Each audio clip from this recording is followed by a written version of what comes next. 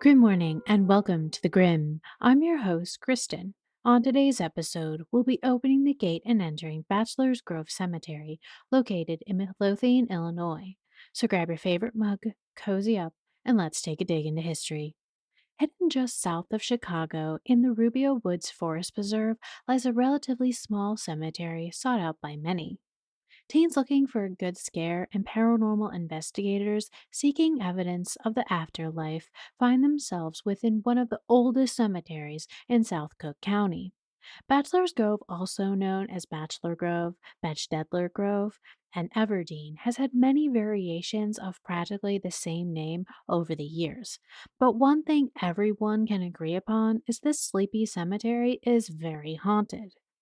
Situated just a little northwest of Midlothian and Oak Forest, bordering the remains of the Midlothian Turnpike, the cemetery's lure of intrigue before you even hit the ground starts.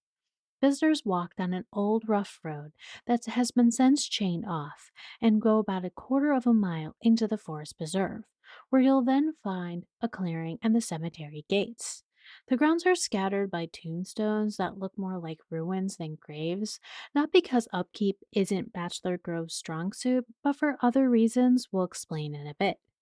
The cemetery was established in 1864 when the land was sold to Frederick Schmidt by Edward M. Everdeen, according to records for reserving and setting aside 1 acre of land for the use as a graveyard. Home to only 150 residents, it's said the cemetery gets its name after the unusually large number of single men buried there. However, one of the original families who founded the area was named Bachelor in 1845, according to town records. Many now believe this is where the name originally came from and not the single founders. The grounds had their first burial in 1844 and the last, an intermittent of ashes, in 1989. The first burial, according to local newspapers, was in 1838 for William B. Nobles, but in 1917, a newspaper claimed Eliza Scott in November of 1844 was the first. One common theme for Bachelor's Grove history is a lot of it doesn't quite add up or the dates just don't make sense. Record keeping in history is a fickle thing where some took excellent records and efforts to preserve documentation, where others not only didn't record anything but also discarded sensitive or important documents that historians would have benefited from today. This sometimes, like our case for Bachelor's Grove, makes it hard to dig into history, but working with what we do know, the Grove gets pretty creepy. Surrounded by a forest preserve immediately makes the ground seem secluded and dead quiet, but lying a little to the northwest of the cemetery is a fairly large pond. This always wasn't the case back in the day, where the cemetery was accessible by driving or riding your horse right up to the gates. What visitors need to remember is back in the 1870s, this was all farmland with small acres set aside for graves. The farmer who owned the land nearby the pond one day was plowing his fields when something randomly spooked his horse. Unable to stop the poor animal, it ran for the pond, dragging the farmer and plow with it.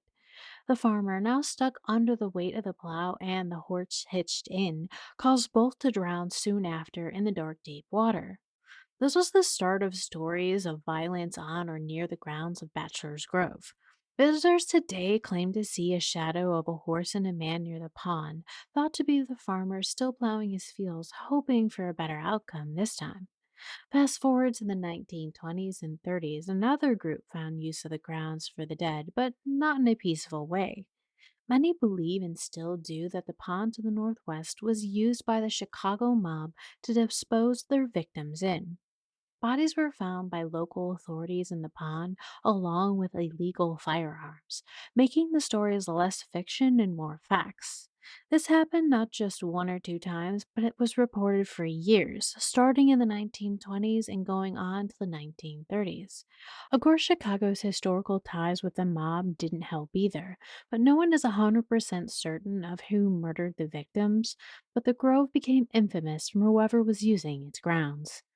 In 1935, a small article featuring the cemetery with a headline saying Pioneers in Peaceful Rest, Bachelor's Grove, one of the first cemetery, lies serene, undisturbed, showed up in a local newspaper.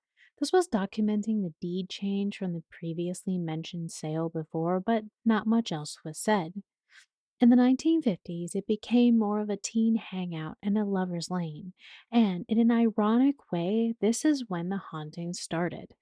Could have just been drinking and drugs into the late night at the cemetery, the real spirits haunting the grove. Some say that's all it really was, just stories and teens looking for a thrill and some Halloween fun.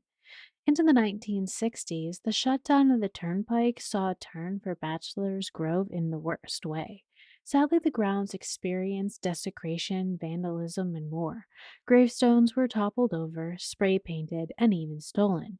For a while, all over Chicago, Bachelor's Grove's headstones showed up in other cemeteries, a quarry pool nearby, and even the police station.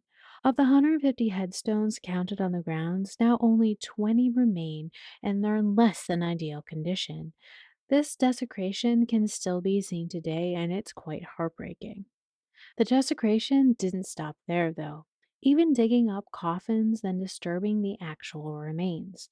One account of a teen who removed a skull from the grove and mounting it to his dashboard exists driving around town.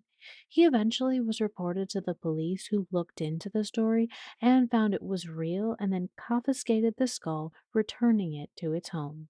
In the 1960s, the rise of the occult, also in popularity, was in the Midwest. Many found signs of satanic rituals, worship, and even sacrifices going on within Bachelor's Grove. Accounts of figures in black robes carrying candles, sacrificing an animal were seen. This, of course, fueled claims and speculation, along with the desecration of graves, for why the spirits suddenly were so active.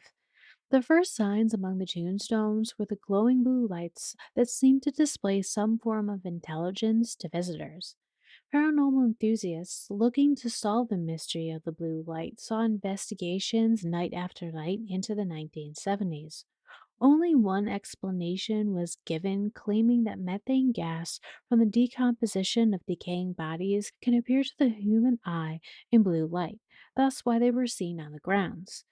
Yet these bodies had long since been buried in the ground. So, is this really the best explanation? Since they've disappeared, but a new red light has been seen on the old rough path to the cemetery.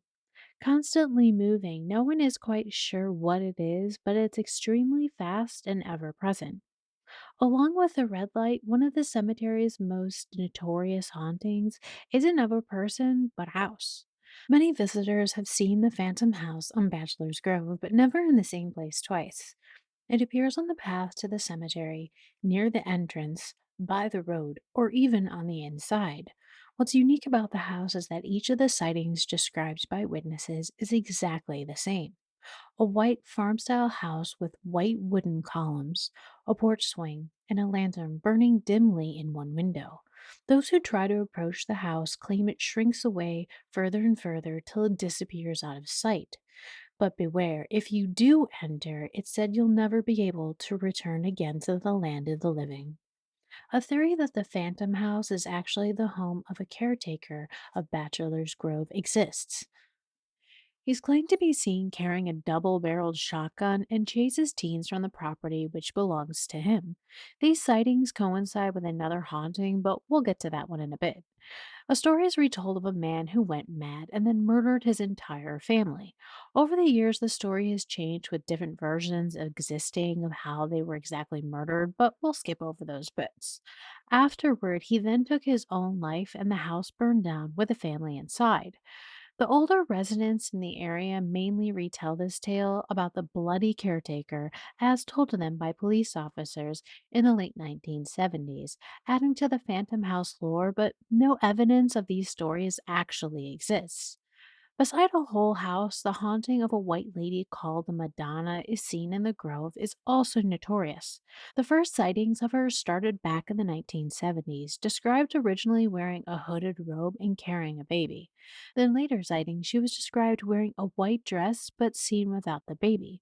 No one's sure who or what she's looking for, but she continues to roam Bachelor's Grove Cemetery. In 1991, one lucky visitor from the Oak Lawn Ghost Research Society was able to catch her in an infrared photograph sitting on a grave looking out beyond the fence and the trees. This skyrocketed the cemetery's fame, becoming more popular, but also the criticism of faked photograph. Many enter the Grove's gates hoping to get their own photo of the Madonna, but so far they haven't been so lucky. Before some visitors reach its gates or even just passing by, they come in contact with Bachelor's Grove ghosts. A black and tan dog has been seen on the road running to the gates or sitting at the entrance, but disappears as quickly as it appeared. One local lore from the Grove is the infamous Hooked Spirit, a story about a local man. It said he lost an arm in an accident and, in a very Captain Hook manner, donned a hook in its place. Trespassers in the cemetery claim to be chased away by the man with a hook for one hand and a double barreled shotgun in the other. It's believed this also might be the bloody caretaker or perhaps another spirit haunting the grounds entirely. No one's quite sure. But if you attempt to run to your car, he'll follow and try to enter. So visitors beware of Mr. Hook. The next folktale haunting is a lot less believable, but if a hooked handed ghost isn't too far fetched, maybe this isn't. A couple looking for some alone time, finding themselves visiting the cemetery late one night with the radio on, had a strange occurrence. Suddenly, breaking news is announced as an escaped convict is seen in the area. Becoming frightened, the girl pleads to the boy to take her home, and he agrees. Realizing he's out of gas, he takes a gas can he's somehow managed to have handy and goes to fill up the car. While the girl waits, she begins hearing weird scratching noises on the roof of the car. Then, after a fairly long wait without the return of the boy to the car, a patrol car pulls up, telling the girl to get out of the vehicle. Insisting she doesn't look back, she heads toward the police, and the girl, worried for the boy, instead disobeys and turns around. In horror, she sees the boy hanging above the car from a tree with his throat slit. The noise she heard while she was waiting was his fingernails scraping on the roof of the car. No records exist of a boy's death at the cemetery, but the tale lives on, being retold to younger generations. Many paranormal enthusiasts looking for evidence of hauntings within the grove can be found upon visiting. YouTube videos, theories, and even books have been printed about the cemetery's notoriety. The popular but controversial Ghost Adventures show even features part of an episode investigating the grounds, finding what they believe is evidence of a haunting. Although heavily vandalized and desecrated throughout the years, the cemetery is now heavily patrolled by police, hoping to give the souls within their peace. The cemetery is open from dawn to dusk, and ghost tours are available, so please be mindful if you plan a visit. Less history and more lore makes Bachelor's Grove a fun Halloween destination for Midwesterners in the area. If you do find yourself faced with a hooked man also carrying a double barrel shotgun, might we suggest making a run for it? The grave grind for Bachelor's Grove Cemetery was a lavender latte from Backlot Coffee in Irving Park. For more honorary grinds in the area, please visit the-grim.com. For now, we're closing the gate on Bachelor's Grove Cemetery. We hope you enjoyed our dig into history and hauntings. Please leave us a review wherever we're haunting your podcast queue, letting us know what you love about the Grim, or subscribe today to join us next time when we open the gate on the Grim.